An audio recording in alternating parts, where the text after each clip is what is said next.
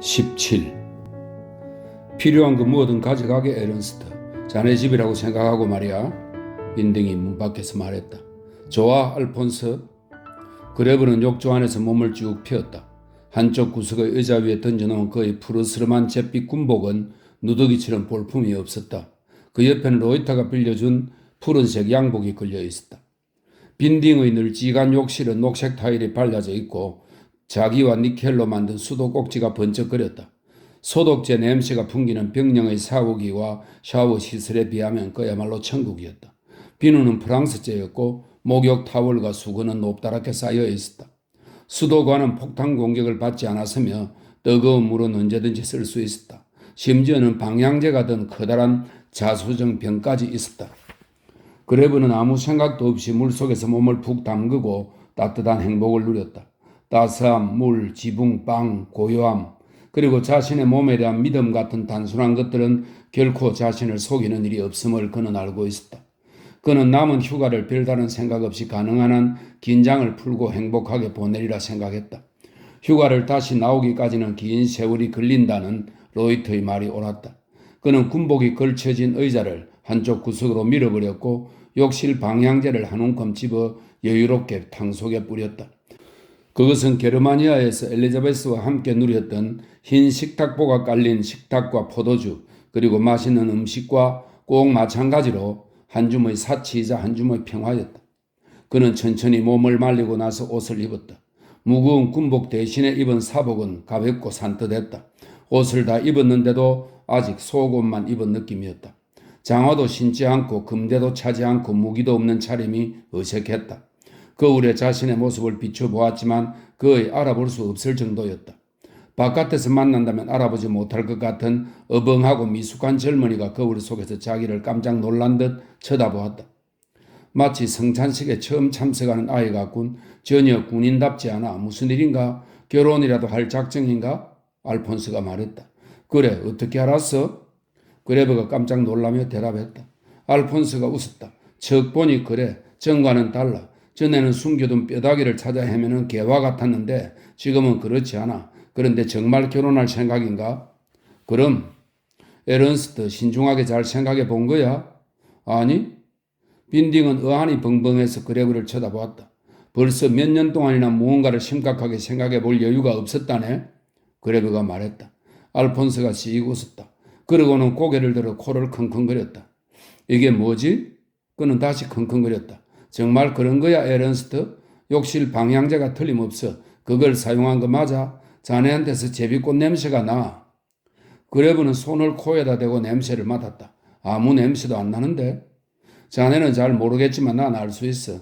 빨리 날아가도록 해야 해. 그건 고약한 물건이야. 어떤 사람이 파리에서 가져와 나에게 주었지. 처음에는 거의 아무런 냄새도 나지 않지만 나중에는 온통 꽃나무가 뗀 것처럼 냄새가 퍼져. 하지만 고급 콘약을 마시면 냄새를 없앨 수 있을 거야. 빈딩이 술 한 병과 잔 두 개를 들고 왔다.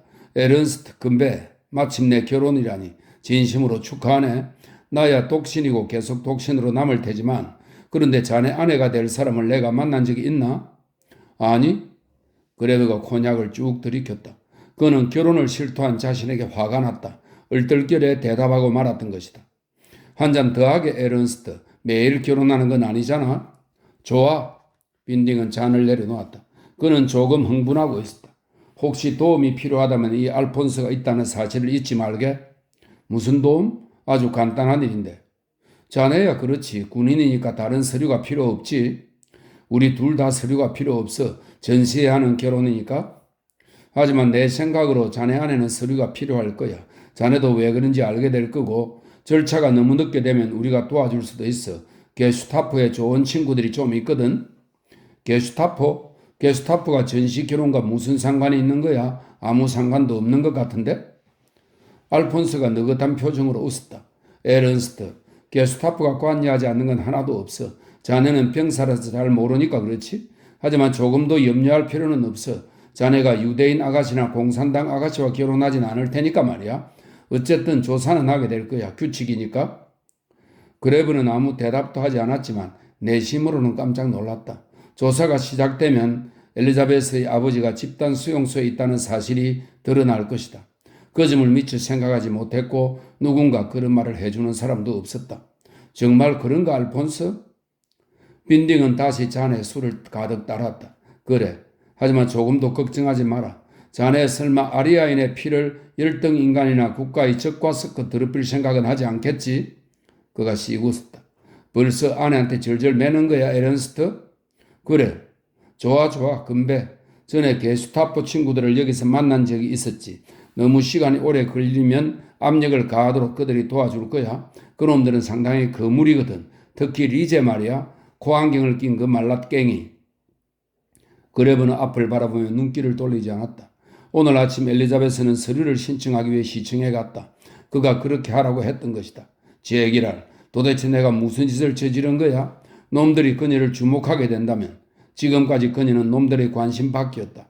하지만 위험한 낌새가 있으면 몸을 숨기는 것은 옛날부터 내려온 관습이 아니던가. 만약 게슈타포가 눈치를 챈다면 아버지가 집단 수용소에 있다는 이유만으로 엘리자베스가 집단 수용소로 끌려갈지도 모르는 일이다. 그는 몸이 확 달아오르는 것을 느꼈다. 놈들이 그녀를 조사한다면 어떻게 되는 거지? 예컨대 열성당원인 리저 부인한테 물어보기라도 한다면? 그는 자리에서 일어났다.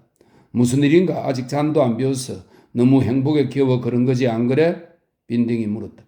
그는 자신의 농담에 만족해서 큰 소리로 웃었다. 그레브는 그를 물끄러미 바라보았다. 불과 몇 분 전까지 그는 우쭐대기 좋아하고 마음씨 좋은 친구에 지나지 않았다. 그런데 이제 그가 갑자기 위험하게 짝이 없고 헤아릴 수 없는 권력의 대변자로 변해버린 것이다. 금배 에런스트, 쭉 들이키게 고급 코냑이야. 나폴레옹이라고 빈딩이 말했다. 금배 알폰스. 그리고 그레브는 잔을 놓았다. 알폰스, 부탁 좀 들어주지 않겠나? 자네 식품 저장실에서 설탕을 1kg쯤 가져가도 괜찮겠나? 봉지 2개에 500g씩 말이야? 각설탕 말인가? 아무거나 상관없어. 설탕이면 돼. 좋아. 그런데 설탕이 왜 필요한 거야? 지금은 너 자신이 달콤함 그 자체인데 말이야. 그걸로 어떤 인간을 매수할 생각이야. 매수하겠다고? 그럴 필요 없어. 협박이 훨씬 더 간단하고 효과적이야. 자네를 위해서 내가 해줄 수도 있어. 이번 경우는 아니야. 설탕을 정말 뇌물로 줄이는 것도 아니고 나에게 도움을 준 사람한테 그저 감사의 뜻을 전하는 정도야. 좋아, 에런스트. 그럼 결혼 축하 파티는 우리 집에서 하도록 하지. 어떻게 생각해? 알폰스가 훌륭한 정인이 되는 거지. 그레브는 속으로 재빨리 생각했다. 15분 전이었다면 어떤 핑계를 대도 좋았다. 그러나 지금은 그럴 수 없었다. 우리가 요란하게 파티를 벌이는 건 별로라고 생각하네. 그가 말했다. 모든 건 이 알폰스에게 맡겨두게. 자네는 여기서 자는 거야. 오늘 밤 알겠어?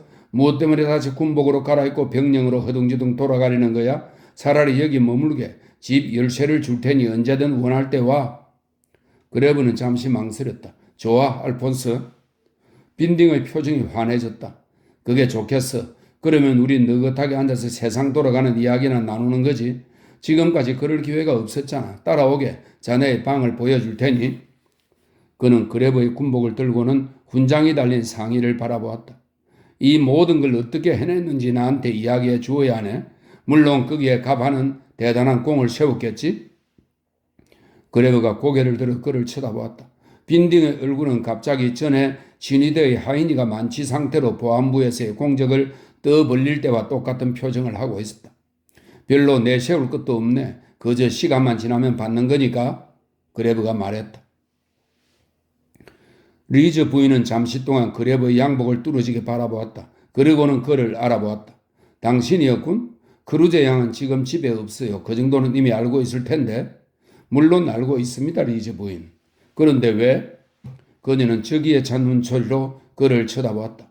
그녀의 갈색 브라우스에는 갈고리 십자가 모양의 핀이 빛나고 있었다. 그녀의 머리카락은 번들번들하고 헝클어져 있었고 오른손에는 총류탄 발사기라도 되는 양 걸레를 들고 있었다.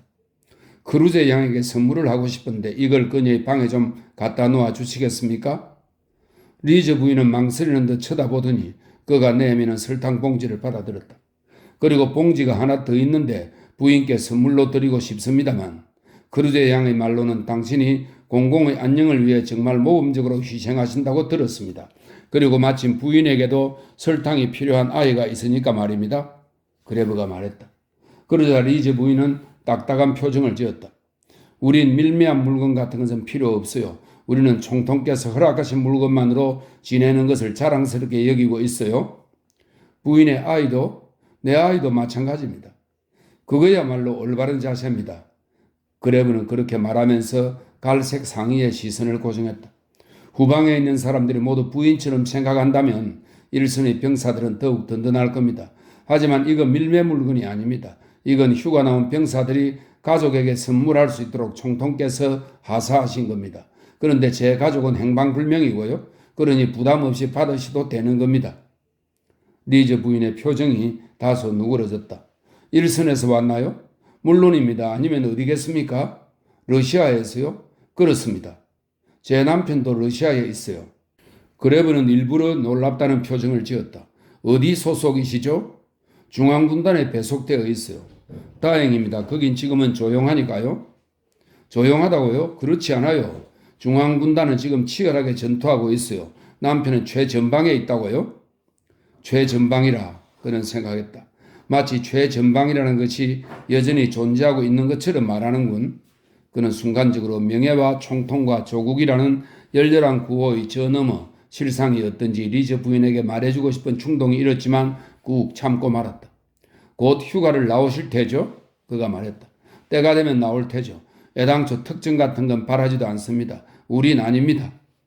저도 마찬가지입니다. 그레브가 냉정한 목소리로 말했다. 오히려 정반대입니다. 전 2년 만에 휴가를 나온 겁니다. 그럼 계속 일선에 있었나요? 처음부터요. 물론 부상당했을 때는 제외하고. 그레브는 흔들림 없는 당의 여전사를 물끄러미 바라보았다. 나는 왜 이 여자 앞에서 구차하게 자신을 변명하고 있는 걸까? 이런 여자는 간단히 사살하는 게 더 낫겠어. 아마도 보안부에 근무할 그녀의 남편이 총통으로 하여금 저 악명 높은 지역을 정복하도록 러시아의 농부들을 살해한 것처럼 말이야? 하고 그레브는 생각했다. 리즈의 아이가 공부방에서 나왔다. 윤기 없는 머리카락에 바싹 마른 소녀는 콧구멍을 후비면서 그레브를 유심히 쳐다보았다. 그런데 무슨 일로 갑자기 사복을 입으셨죠? 리즈 부인이 물었다. 군복은 세탁소에 맡겼습니다. 그렇군요. 내 생각엔. 그레브는 그녀가 무슨 생각을 했는지 듣지 못했다. 그러나 그 순간 그녀가 누런 이를 드러내며 웃는 걸 보았는데 끔찍해서 거의 놀라 자빠질 정도였다. 그녀가 말했다. 그렇다면 좋아요. 고마워요. 우리 애를 위해 설탕을 받을게요. 그녀는 봉지 2개를 받아들었고 그레브는 그녀가 두 손으로 봉지의 무게를 비교하는 것을 알아차렸다. 그레브는 자신이 나가자마자 그녀가 엘리자베스의 봉지를 뜯어버리라는 것을 알았지만 그건 바로 자신이 원하는 바였다. 그녀는 봉지 안에 설탕 500g만 들어있고 그 외엔 아무것도 없는 것을 보고 깜짝 놀랄 것이다. 이제 됐습니다. 리즈 부인. 그럼 안녕히 계십시오. 하일 히틀러. 부인이 그를 날선 눈길로 쳐다봤다. 하일 히틀러. 그레브가 말했다. 그는 밖으로 나왔다. 대문 옆 담장에 문지기가 기대서 있었다. 돌격 대운의 바지와 장화를 착용한 새가슴 아래로 배가 불룩한 짝달막한 사내였다. 그레브는 걸음을 멈추었다. 이러한 허수아비조차도 이제 갑자기 위험한 존재가 되었다. 좋은 날씨야 오늘은. 그레브가 그렇게 말하고는 담뱃갑을 꺼내 한 개비를 뽑고는 그에게 담뱃갑을 내밀었다. 문지기는 무으라고 투덜거리면서 담배 한 개비를 뽑았다. 제대했소? 그가 그레브의 옷차림을 헐깃거리며 물었다. 그레브가 고개를 가로저었다. 그리고 엘리자베스에 대해 몇 마디 할까 하다가 그만두었다. 문지기가 아무 것에도 신경 쓰지 않도록 하는 게 더 나았다. 일주일 후에는 다시 돌아가야 하고 4번째 귀대인 시험이지? 그가 말했다. 문지기가 천천히 고개를 끄덕였다. 그러고는 입에서 담배를 꺼내 이리저리 살피더니 담배 가루를 내뱉었다. 맛이 없소? 그레브가 물었다. 그런대로요. 하지만 나 원래 입담배를 더 좋아하오. 입담배는 흔하지 않은데 안 그렇소? 그런 셈이죠. 고급 입담배를 몇 통 가지고 있는 친구가 있는데 다음 기회에 한 움큼 구해 갖다 드리리다. 고급 입담배 말이요? 수입품이요? 아마도 난 입담배를 잘 모르지만 그건 띠를 두르고 있던걸요? 띠가 있는 건 아무것도 아니요. 싸구려 입담배도 띠를 두를 수 있으니까. 하지만 그 사람은 돌격대장이거든요. 고급 담배를 피워요. 돌격대장이라고? 그렇소. 알폰스 빈딩. 나와 가장 친한 친구. 빈딩이 당신의 친구? 말하자면 옛날 학교 동창이죠. 방금 그 친구를 만나고 오는 길이요. 그 친구 말고도 친위대 대장인 리제도 있어. 우리는 옛날 친구들이죠. 지금은 리제한테 가는 길이요.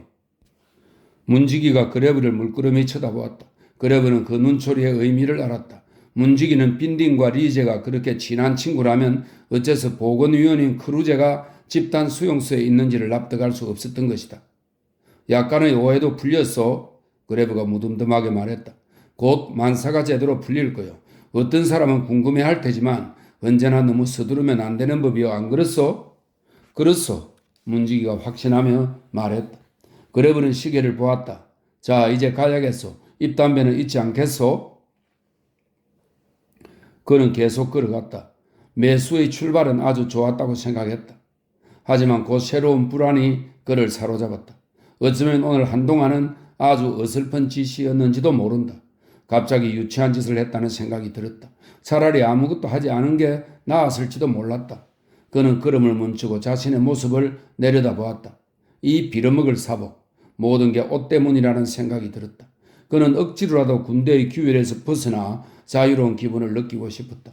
그런데 그러자마자 순식간에 불안과 불확실성의 세계로 빠져버린 것이다. 이제 무슨 일을 할까 하고 생각했다.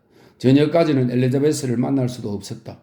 서류를 조급하게 신청한 게 후회막급이었다.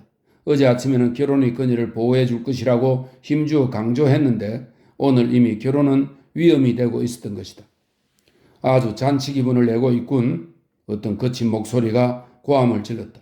그는 눈을 들어 쳐다보았다. 땅딸막한 소령이 앞에 서 있었다. 시국이 엄중하다는 것을 모르는가 이 철부지 같은 놈? 그레브는 잠시 의안이 벙벙해서 소령을 바라보았다. 그러다가 마침내 이유를 깨달았다. 자신이 사복을 입은 사실을 잊고 소령에게 군대식으로 격려를 했던 것이다. 그리고 노인은 자신을 조롱하는 것으로 생각했던 것이다. 실수였습니다. 고의가 아니었습니다. 그가 말했다. 뭐라고? 뻔뻔한 놈. 어디다 대고 멍청한 농담을 하는 거야? 그런데 넌 왜 군대에 가지 않았나? 그레브는 노인을 더 자세히 살폈다. 엘리자베스와 함께 그녀의 집 앞에 있었을 때 그에게 호통을 쳤던 바로 그 소령이었다. 너 같은 병력 기피자는 땅속으로 꺼져버려야 해. 멍청한 짓거리나 하고 다니고 말이야. 소령은 고래고래 고함을 질렀다. 그렇게 흥분하지 마십시오. 고리짝 둥지로나 빨리 돌아가시든지. 그레브가 화를 내며 말했다. 노인의 눈은 당황스러운 기색이 역력했다. 그는 침을 꿀꺽 삼켰고 얼굴은 삶은 개처럼 빨개졌다. 너를 체포한다. 그가 콜록거리며 말했다. 그렇게 할 수는 없습니다. 잘 아시면서 자 이제 나를 내버려 두시오. 안 그래도 근심이 많으니까. 뭐라? 소령은 다시 화를 내려다가 갑자기 한 걸음 다가서더니 털이 숭숭 나있는 넓은 콧구멍으로 킁킁대기 시작했다. 그러더니 얼굴을 찌푸리고 역겨워하며 말했다. 그래 이제 알겠어. 그래서 군복을 입지 않았군. 이 동성연애자 녀석 이런 제기랄 계집 같은 놈 향수를 뿌리다니 남창 녀석이로구나. 노인은 침을 탁 뱉었고 흰 콧수염을 슬쩍 문질렀다. 그러고는 구역질나서 못 참겠다는 시선으로 그레브를 노려보다가 사라졌다. 욕실 방향제 때문이었다. 그레브는 손을 들어 냄새를 맡았다. 아직도 냄새가 났다. 남창이라고? 그는 생각했다. 하지만 내가 창녀와 그리 다를 게 뭐가 있겠는가? 이만한 일로 이렇게 노심초사하다니. 리즈 부인, 문지기 이런 사람들 앞에서 무엇 때문에 그렇게 쩔쩔매느냐 말이다. 나는 나의 도덕적 높이에서 순식간에 굴러떨어지고 만 거야. 그는 게슈타프 건물의 대각선 맞은편에 서 있었다. 입구에서 젊은 친위대원 한 명이 하품을 하면서 서성거렸다. 그리고 친위대 장교들이 웃으면서 밖으로 나왔다. 그때 한 중년 남자가 다가와서는 망설이다가 창문을 올려다 본 후 멈추어 섰다. 그러고는 주머니에서 종이 쪽지를 꺼냈다. 그는 그것을 읽고는 주위를 돌아보았고 이어서 하늘을 쳐다본 후 천천히 위병소를 향해 걸어갔다. 친위대원은 무덤덤하게 그의 헛줄장을 읽고는 그를 안으로 들려보냈다. 그레브는 창문 쪽을 뚫어져라 쳐다보았다. 그는 다시 불안감이 들었다. 이전보다 더 숨막히고 더 무겁고 더 끈적끈적한 불안이었다. 그는 이미 여러 종류의 불안을 알고 있었다. 날카롭고 어두운 불안, 질식할 듯 마비시키는 불안, 그리고 죽음을 앞둔 생명체의 마지막 커다란 불안 등. 그러나 이번 불안은 또 다른 것이었다. 기어 들어오면서 목을 조르는 듯한 불안, 불확실하고 위협적이며 모독하는 듯한 불안, 끈적끈적하면서도 해체시키고 붙들 수도 맞설 수도 없는 불안. 무기력의 불안, 파고드는 의심의 불안, 다른 사람을 위해, 죄 없는 인질들을 위해, 불법으로 박해당한 사람들을 위해 타락하는 불안이며 횡포와 권력과 기계적인 비인간성 앞에서의 불안, 요컨대 시대에 쏘는 검은 불안이었다. 그는 돌아섰다. 무기력하고 가련하다는 느낌이 들었다. 히로시란트, 그래, 히로시란트는 이것을 이미 알았어. 그는 자신의 가족을 지키기 위해 병사가 되었고 자발적으로 정찰대에 지원했다.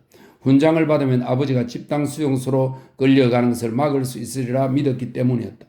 그리고 그레브는 히로시란트에게 그의 부모님을 찾아보겠다고 약속했던 것이다. 그는 멈추어 섰다. 주소를 적은 쪽지는 어디에 두었던가? 갑자기 지금 바로 거기에 가는 게 아주 중요한 일로 여겨졌다. 그 일이 엘리자베스와도 연관이 있고 또 당장 거기로 가야만 그녀의 일도 모두 순조롭게 풀릴 것 같은 느낌이 들었다. 물론 유치한 생각이었지만 병사가 기이한 일을 믿게 되는 것은 늘상 있는 일이었다.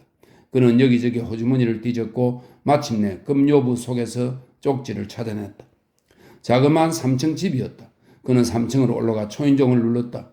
재차 초인종을 누르자 조심스럽게 문이 열리고 창백한 얼굴을 난 여자가 밖을 내다보았다. 히로시란트 부인을 뵐 수 있을까요? 바로 접니다. 여자는 맑으면서도 굳은 눈으로 그를 바로 쳐다보았다. 저는 댁의 아드님과 같은 중대에 있습니다. 그레브가 말했다. 여자는 여전히 그를 물끄러미 바라보았다. 마치 궁지에 몰려 일전을 벌일 태세를 하고 있는 공포에 질린 동물의 시선과 흡사했다. 아드님이 저에게 댁을 방문해달라는 부탁을 했습니다. 저는 휴가 중이어서 사복을 입고 있습니다. 그레브가 말했다. 그렇군요. 여자는 문을 활짝 열었다. 그래요. 들어오세요. 저는 그레브, 에른스트 그레브입니다. 여자는 그를 거실로 데려갔다. 그녀는 아무 소리도 내지 않고 아주 가볍게 걸음을 디뎠다. 거실 벽 쪽에 다리가 길고 폭이 넓은 안락의자가 놓여 있었다. 그 위에는 파란 덮개가 앞쪽으로 드리워져 있었다. 그레브가 안락의자에 막 앉으려 하자 부인은 다른 의자를 권했다. 여기 이 의자가 더 편해요. 저건 침대로 사용하고 있습니다. 놓을 데가 여기밖에 없어요. 그레브가 의자에 앉았다. 실내는 청결하고 가구는 소박했다. 안락의자 위쪽으로 그림이 몇 개 걸려 있고 양쪽 벽도 마찬가지였다. 2주 전까지 저는 아드님과 함께 근무했습니다. 그레브가 말했다. 부인은 앉지 않고 그대로 서 있었다. 그녀의 눈은 유리 같은 냉정함을 잃지 않았지만 두 손은 후들후들 떨렸다. 괜찮으시다면 뭐 좀 마실 거라도? 그레브는 갑자기 심한 갈증을 느꼈다. 고맙습니다. 물이나 한 잔 혹 있으시다면? 그가 말했다. 예, 물론이죠. 히로시란트 부인은 방 안을 둘러보았다. 그래요. 부엌으로 가서 잠시 가서 가져올게요. 그녀는 방을 나가다가 문간에서 다시 한번 뒤를 돌아보았다. 도대체 무슨 일일까? 그레브는 생각했다. 그는 불안에 떠는 인간에 익숙해 있었지만 이번의 경우는 좀 달랐다. 그는 자리에서 일어나 벽에 걸린 그림들을 보았다. 모두 복제품이었다. 하나는 꽃이 핀 밤나무 그림이었고 다른 하나는 플로렌스 지방 소녀의 옆모습을 그린 것이었다. 안락의자 위쪽의 그림은 대형 동판화였다. 그는 더 자세히 보기 위해 가까이 다가갔다. 그러다가 덮개 뒤에 늘어져 있는 물건에 발이 걸렸다. 그는 무엇에 부딪혔는지 보려고 무릎을 굽히고 덮개를 들어 올렸다. 좁다란 마분지 상자 2개가 나란히 놓여 있었는데 길이가 안락의자와 거의 비슷했다. 하나가 비스듬하게 놓여 있었는데 그레브는 그것을 똑바로 잡아놓았다. 그때 상자 사이의 틈새에서 소녀의 손이 눈에 들어왔다. 누군가가 벽과 상자들 사이에 팔을 몸에 꼭 붙인 채 누워 있었다. 그는 덮개를 도로 제자리에 놓고는 의자 있는 대로 돌아왔다. 히로시란트 부인이 돌아왔다. 그녀는 레크칠을 한 쟁반을 들고 왔는데 적 포도주를 담은 작은 잔 하나 그리고 그 옆의 접시에는 빵이 2조각 담겨 있었다. 조금 드셔보시지요. 그녀가 말했다. 그레브는 포도주를 한 모금 마셨다. 포도주는 아주 달콤하고 입에 착 달라붙었다. 아드님은 잘 있습니다. 제가 휴가 올 무렵에 우리는 예비대에 있었습니다. 우리 모두 말입니다. 아드님도 포함해서요. 그가 말했다. 부인은 그를 뚫어지라 쳐다보았다. 그는 다시 포도주를 한 모금 마셨다. 그들이 지금 어디에 있는지, 식사는 어떤지, 위험하지는 않은지 등등 어머니라면 당연히 물어볼 질문을 하지 않아 그레브는 놀라지 않을 수 없었다. 그래요. 잘 있다 말이죠? 마침내 그녀가 물었다. 일선에 있지만 무사히 잘 있습니다. 지금은 일선이나 여기나 위험하기는 마찬가지고요. 그는 잠시 기다렸다. 그러나 히르슈란트 부인은 아무것도 더 묻지 않았다. 숨겨놓은 소녀를 걱정하고 있다고 그레브는 추측했다. 이게 전부입니다. 마침내 그레브는 당황해서 말하고는 자리에서 일어났다. 부인은 아무 소리도 내지 않고 그레브와 함께 문간으로 갔다. 아드님과 저는 친한 친구 사이입니다. 혹시 전하실 말씀이라도 있으면 저는 일주일 후에 출발하니까요. 아무것도 없어요. 부인이 들릴락 말락하는 목소리로 말했다. 전할 게 있으면 뭐든 주십시오. 편지든 꾸러미든 가기 전에 다시 오겠습니다. 그녀가 고개를 흔들었다. 그레브는 놀란 눈으로 그녀를 쳐다보았다. 그는 부인이 자신을 믿지 않는다는 생각이 들어 급료부를 꺼냈다. 제 증명서입니다. 지금은 사정이 있어서 사복을 입고 있고요. 그녀는 급료부를 옆으로 밀치기라도 할 듯 손을 치켜들었으나 그렇게 하지는 않았다. 그 애는 죽었어요. 그녀가 속삭이듯 작은 소리로 말했다. 뭐라고요? 그녀가 고개를 끄덕였다. 어떻게 그럴 수가? 제가 얼마 전에 이야기를 나누었는데? 죽었어요. 나흘 전에 통지가 왔어요. 그녀가 속삭이듯 말했다. 그레브가 더 물으려고 하자 급히 고개를 저었다. 됐어요. 제발 미안합니다. 고마워요. 할 수 없어요. 오늘도 그에게 편지가 왔어요. 바로 오늘 말입니다. 제발 절 내버려 두세요. 그녀가 문을 닫았다. 그레브는 청계를 내려갔다. 그는 히르슈란테에 대해 무언가를 생각해 내려고 애를 썼다. 그에 대해서는 아는 게 거의 없었다. 그의 성만 알 뿐 이름도 몰랐다. 그는 히르슈란테가 준 담배를 생각해냈다. 그에 대해서 더 이상 아무것도 할 수 없는 것이 유감이었다. 하지만 그런 일은 비일비재했다. 히르슈란테의 삶은 어쨌든 가련하기 그지없었다. 그의 어머니는 저 위에 있고 또 다른 아이를 숨기고 있다. 아마도 두 번째 결혼해서 얻었을 그 아이에게는 집단 수용소에 들어가기에 충분할 만큼 유대인의 피가 흐르고 있을 것이다. 그는 어둑어둑한 청계 위에 멈추어 섰다. 그리고 갑자기 혼란스러워졌다. 위협적이고 희망도 없는 어둠이 그를 둘러싸는 것 같았고 출구는 그 어디에도 없는 것 같았다. 그는 생각했다.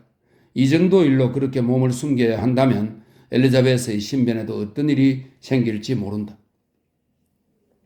그는 퇴근 시간이 되기 훨씬 전부터 공장 앞에 서 있었다. 한참 후에야 엘리자베스가 나타났다. 혹시나 공장 안에서 체포된 것은 아닌가 하고 걱정했는데 마침내 그녀가 모습을 보였다. 그녀는 양복 차림에 그를 보고 멈칫하더니 웃음을 터뜨렸다. 정말 젊어 보여요. 그녀가 말했다. 난 젊다는 기분이 들지 않아. 오히려 100살은 된 느낌이야. 왜요? 무슨 일이 있어요? 예전보다 빨리 돌아가야 하나요? 아니, 그런 건 문제가 아니야. 그럼 양복을 입었다고 100살이나 된 느낌이에요? 모르겠어. 하지만 이 빌어먹을 양복을 입으면서 온 세상의 근심을 혼자 짊어진 것 같은 기분이야. 그런데 서류는 어떻게 됐어? 점심시간에 전부 신청했어요. 엘리자베스가 환한 얼굴로 대답했다. 전부? 그럼 이제 어쩔 수 없군. 그레브가 말했다. 또 할 일이 있어요?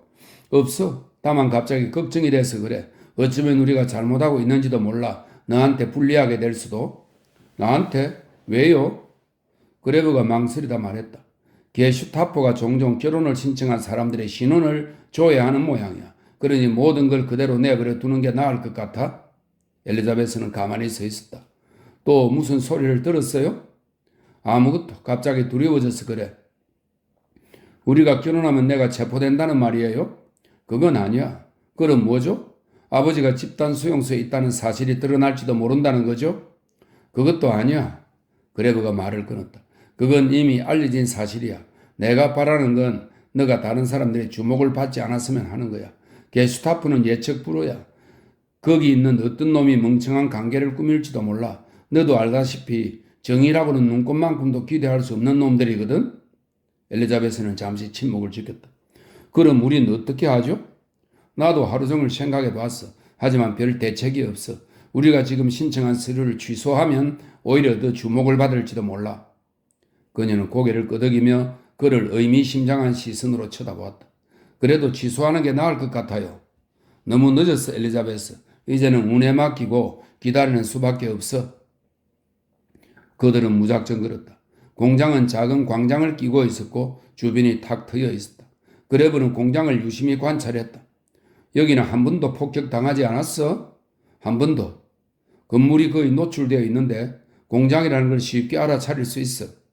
커다란 방공호가 여러 개 있어요. 안전해? 아마도 조금은. 그레베가 눈을 들어 그녀를 보았다. 그러나 엘리자베스는 옆에서 걸어가면서 그에게 눈길을 돌리지 않았다. 제발 내 말을 오해하지 말았으면 해. 다만 너가 걱정이 되어서 그래. 그가 말했다. 나 때문에 걱정할 필요는 없어요. 넌 걱정도 안 돼? 난 이미 걱정이란 걱정은 다 해봤어요. 이젠 새로운 걱정을 할 여유조차 없어요. 난 그렇지 않아. 누군가를 사랑하게 되면 이전에는 몰랐던 새로운 걱정이 자꾸 생기는 법이야. 그래 그가 말했다. 엘리자베스가 그에게로 몸을 돌리며 갑자기 미소를 지었다. 그는 그녀를 보면서 고개를 끄덕였다. 그저께 토했던 열변을 나는 잊지 않았어. 누군가를 사랑한다는 것을 알기 위해서는 우선 걱정부터 해야 하는 게 아닐까? 잘 모르겠어요. 하지만 그게 도움이 되기는 할 테죠. 이 빌어먹을 양복, 내일은 다시 벗어버릴 거야. 일반 시민들의 생활이 부러웠거든? 엘리자베스가 큰 소리로 웃었다. 그게 양복 탓인가요? 아니지. 그가 시원스럽게 대꾸했다. 내가 다시 산다는 게 중요해. 나는 다시 살고 살아갈 거야. 그래서 걱정도 생기는 거야. 제기랄 하루 종일 걱정이라니. 이제 너를 보니 걱정이 사라져. 하지만 그렇다고 바뀐 건 아무것도 없어. 걱정이라는 게 이렇게 허망하다는 건 정말 기막힌 일이야. 사랑도 마찬가지예요. 다행스럽게도. 엘리자베스가 말했다. 그레벨은 그녀를 물끄러미 바라보았다. 그녀는 그와 나란히 아무 걱정도 없이 태평스럽게 걸었다. 그녀가 변했다고 생각했다. 이 여자는 매일매일 달라지고 있어. 이전에는 그녀가 두려워했고 나는 그렇지 않았지. 그런데 이제는 정반대야. 그들은 히틀러 광장을 지나갔다. 교회 뒤편으로 저녁 노을이 짙게 물들어 있었다. 또 어디서 불이 난 걸까요? 엘리자베스가 물었다. 불난 곳은 없어. 그냥 저녁 노을이야. 저녁 노을이라고? 저건 무엇과도 비교할 수 없어요. 그렇죠? 그래. 그들은 계속 걸어갔다. 저녁 노을은 더 짙고 더 깊어졌다. 그들의 얼굴과 손이 붉게 물들었다. 그레브는 맞은편에서 다가오는 사람들을 보았다. 갑자기 그들이 이전과 달라 보였다. 각자 자신의 운명을 쥐고 있는 것이다. 아무것도 가진 게 없을 때는 판단을 내리고 용감해지는 것이 쉽다. 그러나 무언가를 가지게 되면 세상은 달라 보인다. 더 쉬울 수도 더 어려워질 수도 있으며 때로는 거의 불가능해질 수도 있다. 용감해지는 것은 언제든 가능했지만 이제 그것은 다른 모습이고 전혀 다른 이름으로 나타나며 또 바로 거기서 출발해야 한다. 그는 숨을 깊이 들이켰다. 적의 점령지에서 정찰대에 쫓겨 아슬아슬하게 피난처로 도피했지만 이전보다 더 안전하지도 않고 잠깐 동안만 한숨을 돌릴 수 있는 그런 느낌이었다. 엘리자베스가 말했다. 신기해요. 그래도 봄이 온다는 게. 여긴 파괴된 거리이고 봄이 올 이유도 전혀 없어요. 그런데도 어디선가 제비꽃 향기가 나는 것 같아요. 18. 베트가 소지품을 꾸렸다. 동료들이 그의 주위로 몰려들었다. 정말 아내를 찾은 거야? 그레브가 물었다. 그래. 하지만 어디서? 거리에서. 켈러가에 서 있었어. 비어가 모퉁이. 이전에 우산 가게를 하던 건 옆에서 말이네. 처음에는 아내인지도 몰랐어. 베트가 말했다. 그동안 내내 어디 있었던 거야? 에르프루트 근처의 집단 수용소에 있었던 것 같아. 한번 들어보게. 아내는 우산가게 옆에 서 있었는데도 날 알아보지 못했어. 그런데 내가 그냥 지나가니까 아내가 나를 부른 거야. 오토 날 모르겠어요? 베트는 잠시 쉬었다가 병력 내부를 둘러보았다. 아무리 그래도 30kg도 넘게 줄어든 여자를 내가 어떻게 알아보겠어? 아내가 있었던 수용소 이름이 뭐지? 잘 모르겠어. 발트 캠프 2호라고 알고 있어. 아내에게 물어보기로 하지. 하여간 들어보라고. 난 아내를 멍하니 바라보며 말했어. 알마, 당신이야? 나예요, 오토. 난 당신이 휴가를 나왔을 거라고 믿었어요. 그래서 이곳에 돌아와 있었던 거예요? 아내가 대답했어. 나는 아내를 여전히 멍하게 바라보았어. 전에는 맥주 배달마차의 말처럼 뚱뚱하던 여자가 바싹 마른 채로 거기 서 있는 거야. 90kg이나 나가는데 지금은 50kg이 된 거야. 완전히 해골처럼 돼서는 옷도 헐렁거리는 게 영락없는 막대기야. 베트가 숨을 헐떡였다. 그런데 키는 얼마나 돼? 벨트만이 흥미롭다는 듯이 물었다. 뭐라고? 키가 얼마나 되느냐고. 160cm 정도야. 왜? 그러면 이제 정상 체중이라고 할 수 있어. 정상 체중? 멍청이. 왜 그런 소리를 하는 거야? 베트가 펠트만을 노려보았다. 내겐 아니야. 내가 보기에 아내는 실처럼 가늘어졌어. 제 얘기랄. 정상 체중 같은 건 관심도 없어. 나는 원래 상태의 마누라를 가지고 싶단 말이야. 애처로운 아기 엉덩이가 아니라 마음 놓고 할 수 있는 그런 당당한 엉덩이를 가진 아내가 좋단 말이야. 그런데 우리가 왜 싸우고 있는 거야? 무엇을 위해서? 넌 말이야, 우리의 친애하는 총통과 사랑하는 조국을 위해서 싸워왔어. 너의 아내의 살가족을 위해서가 아니라 3년이나 일선에 있었으면 그만한 것쯤은 이미 알았어야지. 로이터가 말했다. 살가족이라고? 누가 살가족 운운하면서 난리치는 거야? 베어트는 화가 나서 이 사람 저 사람 보고 소리를 질러댔지만 별로 소용은 없었다. 원래는 오동통했단 말이야. 자네들은 그저 그만둬. 로이터가 경고의 뜻으로 손을 들었다.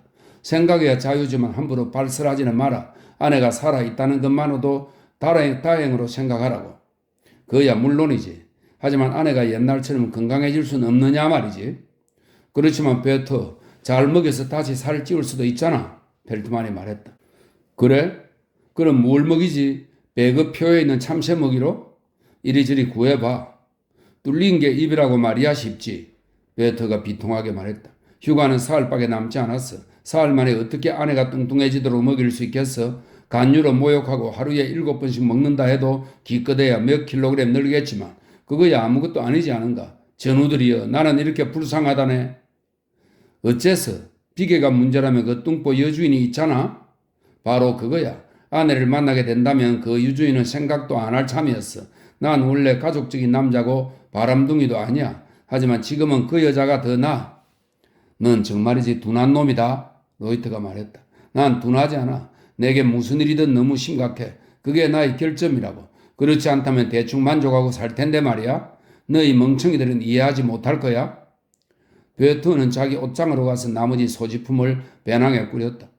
아내하고는 어디서 묵을 생각인가? 아니면 이전에 살던 집이라도? 그레브가 물었다. 물론 없어. 폭탄을 맞았어. 하지만 하루라도 여기보다는 폐허의 지하실이 더 편해. 아내가 마음에 들지 않는다는 게 불행이긴 하지만 물론 난 아내를 사랑해. 그래서 결혼도 한 거고. 그러나 그런 상태로는 더 이상 마음에 들지 않아. 어쩔 도리가 없어. 어떻게 해야 할까? 아내도 그걸 느끼고 있고. 휴가는 얼마나 남았나? 사흘. 며칠만이라도 어떻게 즐거운 척 할 수는 없을까? 어이 친구, 베터가 차분하게 말했다. 여자라면 잠자리에서 그럴 수도 있어. 하지만 남자는 달라. 차라리 아내를 만나지 말고 떠나버렸으면 더 좋았을걸. 서로 부담만 되고. 그가 짐을 들고 밖으로 나갔다. 로이트는 그의 뒷모습을 보고 있다가 그레브에게로 고개를 돌렸다. 그런데 넌 무슨 계획이라도 있나? 난 보충대에 가볼 거야. 만일을 위해서 서류가 더 필요한지 알아볼 생각이야. 로이트가 씩 웃었다. 베터의 불행을 보고 놀란 모양이군. 안 그래? 아니야. 내가 걱정하는 건 전혀 다른 일이야. 치열해. 일선은 전투가 치열하다고. 그럴 땐 어떻게 해야 하는지 알아? 보충대의 사무병이 말했다. 물론 몸을 숨겨야지. 그런 건 애들도 알아. 그런데 그게 나와 무슨 상관이지? 난 휴가 중이야. 그레브가 대답했다. 본인이 아직도 휴가 중이라고 생각하시는군. 하지만 오늘 하달된 명령을 본다면 그렇게 생각할 수가 있을까? 사무병이 다시 말했다. 그런 문제가 있었군. 그레브는 담배갑을 꺼내 탁자 위에 놓았다. 위장이 오그라드는 느낌이 들었다. 전투가 치열해. 사무병이 반복해서 말했다. 막대한 손실, 보충병을 즉시 보낼 것, 머무를 만한 긴급 사유가 없는 휴가병은 즉각 귀대 조치하라. 이제 알겠어? 그래. 그런데 긴급 사유는 가족의 사망, 중대한 가정 문제의 처리, 그리고 중병. 사무병이 담배를 집었다. 그러니까 사라지라고. 눈에 띄지 말란 말이야. 널 찾을 수 없으면 송환할 수도 없는 거야. 전염병을 피하듯이 병령을 피해. 휴가가 끝날 때까지 숨어 있는 거야. 그럼 난 너가 없다고 보고하는 거지. 그런다고 해서 너에게 불리할 일이 있겠어? 주소 변경을 신고하지 않았다고 처벌할 수 있겠어? 어차피 일선으로 복귀하면 그걸로 끝인데. 난 결혼하는데 그것도 이유가 될까? 그레베가 말했다. 결혼한다고? 그래. 그래서 온 거야. 급료부 말고 또 어떤 서류가 필요한 거지? 결혼이라. 그거라면 사유가 될 거다. 확신할 수는 없지만. 사무병이 담배에 불을 붙였다. 긴급 사유에 해당할 수 있어. 그런데 이 와중에 왜 결혼하려는 건가? 너 같은 일선 돼지들은 서류 같은 건 필요 없어. 그러나 필요할 경우엔 날 찾아와. 아무도 모르게 만들어 줄게. 그런데 양복이라도 있나? 그런 누더기를 걸치고 장가갈 수는 없는 거야. 여기서 교환할 수 있을까? 보급계 상사를 찾아가 봐. 결혼한다고 말하라고. 그리고 내가 보냈다는 이야기도 하고 이런 담배 또 있나? 그가 말했다. 없어. 하지만 한 다섯 정도는 구할 수 있어. 내가 아니고 상사에게 주는 거야. 알아볼게. 그런데 전시 결혼에 여자는 어떤 수리가 필요한지 알고 있나? 잘 모르겠어. 하지만 필요하지 않을 것 같은데 빨리 해치워야 하니까? 사무병이 시계를 보며 말했다. 빨리 보급계로 가봐. 지금 상사가 있을 거야. 그레브는 보급계가 있는 건물에 들었었다. 보급계는 다락방에 있었다. 특무상사는 뚱뚱했고 좌우의 색이 다른 안경을 끼고 있었다. 하나는 인공적인 거의 보랏빛에 가까운 청색이었고 다른 하나는 밝은 갈색이었다. 그렇게 사람을 흘끔거리는 게 아니야. 그가 호통을 쳤다. 안경알 처음 보나? 보기야 했지만 이렇게 색깔이 다른 건 처음입니다. 이건 내 것이 아니야, 멍청이. 특무상사는 파랗게 빛나는 안경알을 툭툭 쳤다. 친구한테 빌린 거야. 내 것은 어제 떨어뜨려 깨졌어. 갈색이었는데. 이런 건 셀룰로이드로 만들어야 해. 그런 건 불에 약하죠. 상사는 고개를 들어 그레브의 훈장을 살펴보고는 씩 웃었다. 그럴 테지. 그런데 자네에게 줄 옷은 없네. 유감이야. 전부 자네가 입고 있는 것보다 못해. 그는 파란 눈으로 그레브를 쏘아보았다. 그레브는 빈딩에게 받은 담배갑을 탁자 위에 놓았다.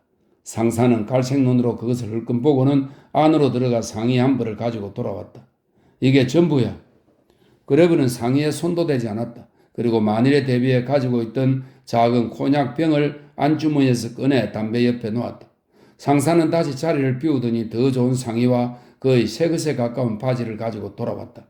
그레브는 우선 바지를 손에 들었다. 자신의 바지는 기운 데가 많았다.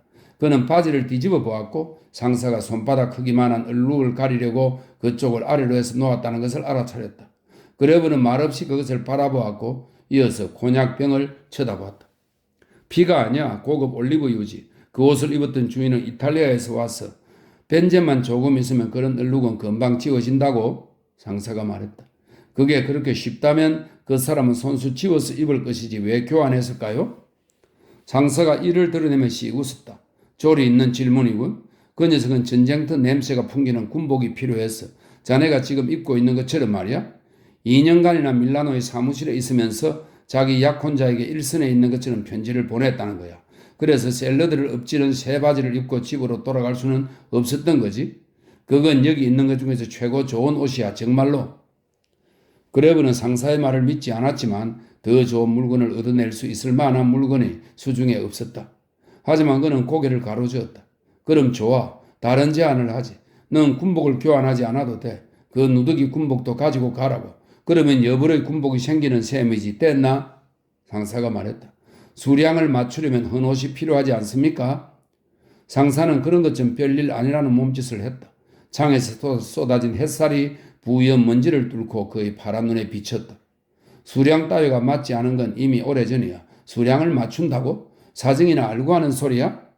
모릅니다. 그럼 됐어. 상사가 말했다. 그레브는 시리병원 앞을 지나다가 멈추어 섰다. 문득 무치 생각이 났기 때문이다. 한번 찾아가겠다고 그에게 약속했다. 그는 잠시 망설이다가 안으로 들어갔다. 좋은 일을 하면 행운이 찾아올지도 모른다는 미신 같은 게 갑자기 떠올랐던 것이다. 사지 절단병들은 2층에 있었다. 1층에는 중환자나 방금 수술을 받아 누워 있어야 하는 병사들이 수용되어 있었다. 그래야 공습받을 때 즉시 지하실로 옮길 수 있기 때문이었다. 사지 절단병들은 혼자서도 해낼 수 있으므로 2층에 수용되어 있었다. 그들은 경보가 울리면 서로 도와줄 수도 있었다. 두 다리를 절단한 자는 비상시에 팔이 절단된 병사 2명의 목에 팔을 감고서 지하실로 갈 수도 있는 것이다. 자네로군. 무치가 그레브를 보고 말했다. 자네가 오리라고는 생각지도 못했어. 나도 그랬어. 하지만 여기 오지 않았나? 고마워 에른스트. 슈토크만도 여기 있어. 넌 그 녀석과 함께 아프리카에 갔지? 그래. 슈토크만은 오른팔을 잃었는데 다른 불구자 2명과 카드 노름을 하고 있었다. 그가 말했다. 어이 에른스트. 너가 웬일이야? 그의 시선은 이상하다는 듯이 그레브를 훑어보았다. 그는 본능적으로 자신과 같은 상처를 찾고 있었던 것이다. 별일 아니네. 그가 대답했다. 모두가 그레브를 바라보았고 슈토크만과 똑같은 눈길이었다. 휴가 나왔어. 그가 당황해서 말했다.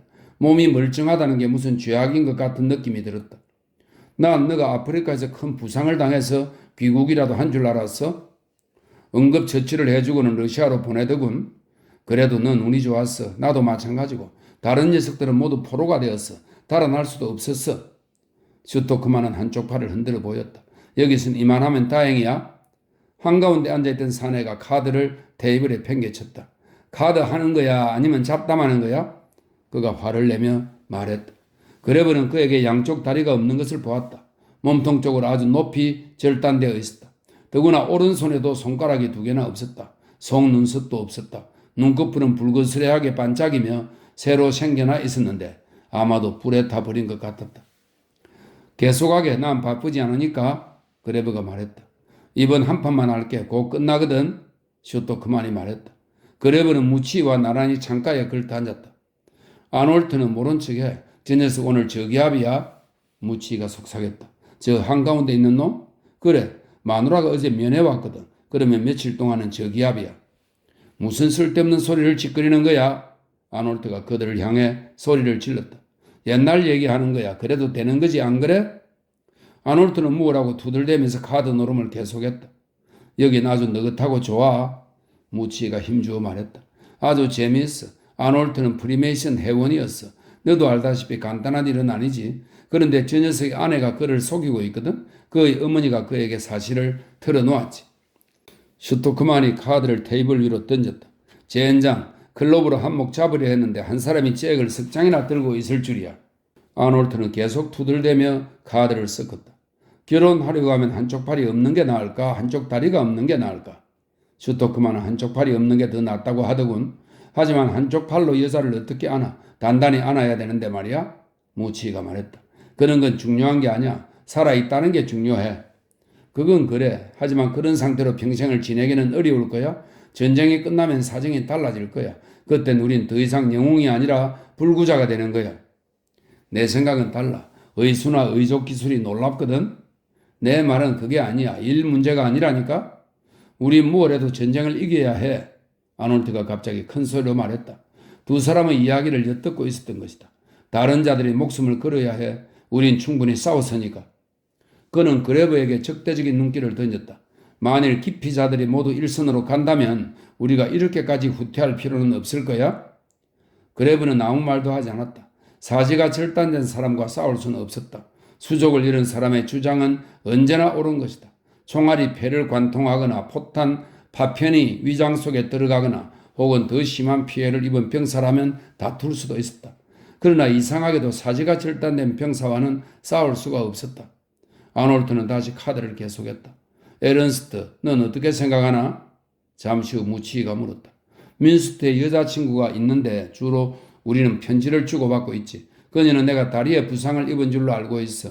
절단한 사실은 알리지 않았거든. 조급히 굴지 마. 다시 일선으로 돌아가지 않게 된 것만으로도 다행으로 생각해야지. 물론 그래, 에른스트. 하지만 계속 이런 상태로 있을 수는 없잖아. 너희들 얘기를 듣고 있다니 역겨워. 노름꾼들 옆에 앉아서 구경하며 훈수를 뜨던 남자가 갑자기 무치에게 말했다. 술이라도 잔뜩 퍼마시고 남자답게 굴라고. 슈토크만이 웃었다. 넌 왜 웃는 거야? 아놀트가 물었다. 이런 생각을 해봤어. 오늘 밤 우리 머리 바로 위로 폭탄이 떨어져 잿더미만 남게 된다면 우리가 이런 식으로 걱정하는 게 무슨 의미가 있겠어? 그레브가 자리에서 일어났다. 그는 훈수꾼에게 2 다리가 없는 것을 보았다. 쥐레를 밟았거나 아니면 동상에 걸렸을 것이었다. 아군의 고사프는 도대체 어디에 있는 거야? 아놀트가 그레브를 향해 소리를 질렀다. 모두 일선에 가 있는 건가? 여긴 거의 하나도 없어. 일선에도 없어. 뭐라고? 그레브는 자신이 실수했음을 깨달았다. 일선에서는 새로운 비밀 병기가 공급되기를 기다리고 있어. 정말 대단한 무기라는군? 그가 말했다. 아놀트가 그레브를 노려보았다. 제 얘기를 도대체 뭐라고 하는 거야? 우리가 전쟁에 질 거라고 말하고 있잖아. 그런 일은 있을 수 없어. 넌 내가 1차 대전 상위 군인들처럼 휠체어에 앉아 성냥이나 팔라는 거야? 우린 권리가 있어. 총통께서 약속하셨다고. 그는 흥분해서 카드를 테이블 위로 던졌다. 라디오를 틀어 음악을. 훈수꾼이 무치에게 말했다. 무치가 라디오를 틀었다.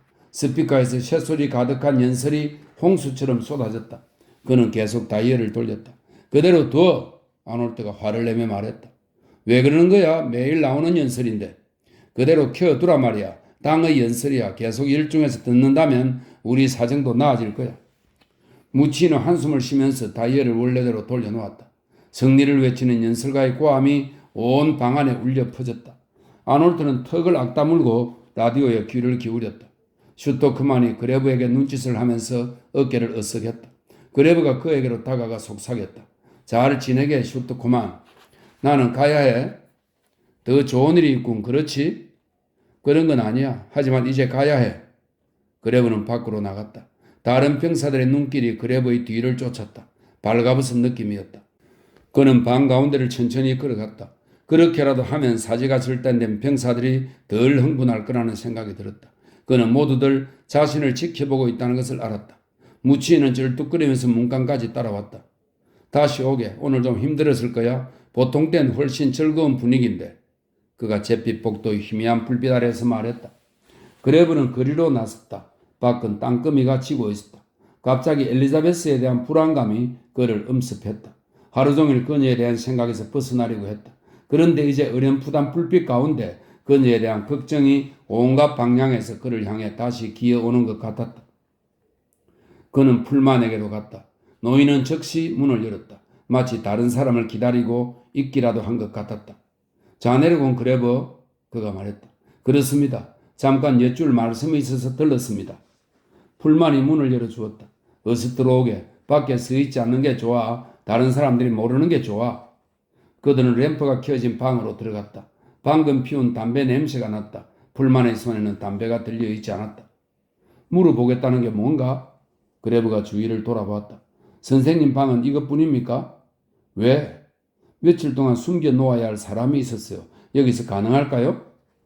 풀만이 침묵을 지키자 그레브가 말했다. 지명 수배된 사람은 아닙니다. 만일에 대비해서 그런 겁니다. 어쩌면 그럴 필요가 없을지도 모르고요.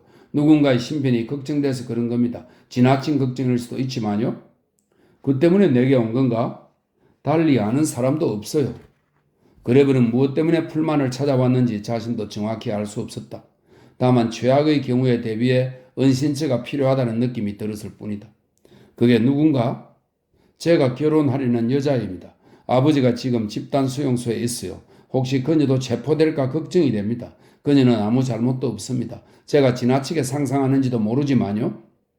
억측은 아니네. 나중에 후회하느니 조심하는 게 나아. 필요하다면 이 방을 쓰게. 풀만이 말했다. 고맙습니다. 정말 고맙습니다. 그가 말했다. 풀만이 미소를 지었다. 그는 웬일인지 더 이상 쇠약해 보이지 않았다. 고맙습니다. 그레브가 다시 한번 말했다. 가능하면 그 방을 사용하는 일이 없으면 해요. 그들은 쭉 진열된 책들 앞에 서 있었다. 자네가 원하는 걸 뽑게. 하룻밤 지내는데 도움이 될 걸세. 풀만이 신중하게 말했다. 그레브가 고개를 흔들었다. 제게는 아닙니다. 하지만 하나는 알고 싶어요. 이것들이 어떻게 하나로 일치될 수 있을까요? 이 책들, 이 시집들, 이 철학책과 진위대의 잔인함, 집단 수용소, 그리고 무고한 인간들의 대량 학살 말입니다. 그건 일치하는 게 아니야. 그저 동시대에 공존하고 있을 뿐이야. 이 책들을 쓴 사람들이 지금 살아있다면 대부분은 집단 수용소에 끌려갔을 거야. 그렇겠지요? 풀만이 그레브를 물끄러미 쳐다보았다. 결혼할 생각인가? 예. 노인이 서가에서 책을 한 권 뽑았다. 다른 건 줄 게 없네. 이걸 가지고 가게. 읽을 필요는 없어. 그림들, 그저 그림들만 있네. 책이 잘 읽히지 않을 땐 그림만 뒤적이면서 온통 밤을 새운 적이 좀 있었어. 그림과 시만으로 말이야. 석유가 있을 때면 언제나 가능한 일이지. 그러다 불이 꺼지면 어둠 속에서 기도나 할 수밖에 없었고. 그렇군요. 그레브가 어정쩡하게 말했다. 난 자네에 대해서 많이 생각했어. 그레브. 그리고 자네가 최근에 한 말도 곰곰이 생각해봤어. 하지만 대답은 없네. 풀만은 잠시 멈추었다가 다시 나지막은 목소리로 말했다. 오직 하나, 믿음은 있어야 하네. 믿음. 그렇지 않으면 우리에게 무엇이 남겠는가? 무엇에 대한 믿음 말입니까? 하나님이야. 그리고 인간의 마음속에 있는 선이지. 선생님은 그것을 의심한 적이 없나요? 그레브가 물었다. 물론 있지. 종종. 안 그러면 어떻게 내가 믿음을 가질 수 있겠나? 노인이 대답했다. 그레브는 공장으로 갔다. 바람이 불고 가늘게 흩어진 구름이 나지막하게 지붕 위로 지나갔다. 어둑어둑한 가운데 군인 한 무리가 광장을 가로질러 행진했다. 그들은 모두 배낭을 메고 정거장으로 일선으로 향하고 있었다. 그는 파괴된 집 앞에 검게 솟아있는 보리수 나무를 보았다. 갑자기 이 나무를 처음 보았을 때 느꼈던 것과 같은 강력한 생명력이 어깨와 근육으로 전해졌다. 이상한 일이야. 나는 풀만 선생님을 동정하는데 선생님은 나를 도울 수가 없어. 하지만 그분 곁에만 있으면 이전보다 더 깊고 더 친근한 생명력이 느껴져.